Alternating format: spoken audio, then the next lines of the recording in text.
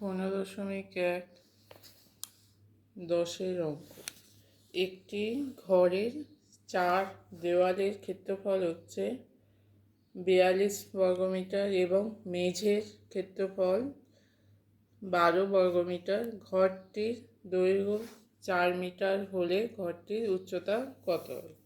তাহলে কী কী দেওয়া আছে? 4 দেওয়ালের ক্ষেত্রফল দেওয়া আছে, মেঝের ক্ষেত্রফল, আর দেওয়া আছে দৈর্ঘ্য।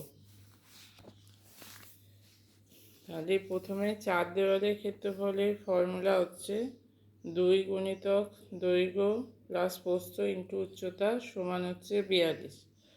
দৈর্ঘ্য দেওয়া আছে 4, তাই 2 গুণিতক 4 প্লাস প্রস্থ গুণিতক উচ্চতা হচ্ছে 42। এটা হচ্ছে প্রথম সমীকরণ।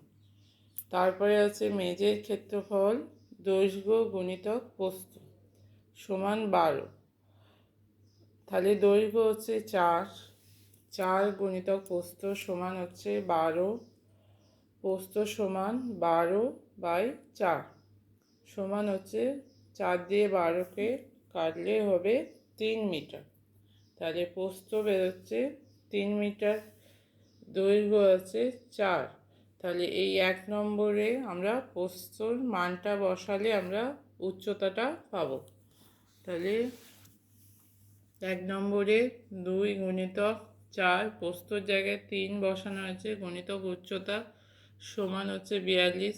4 আর 3 যোগ করে হচ্ছে 7, 7 দুগুণে হচ্ছে 14, গুণিতক উচ্চতা সমান হচ্ছে 42।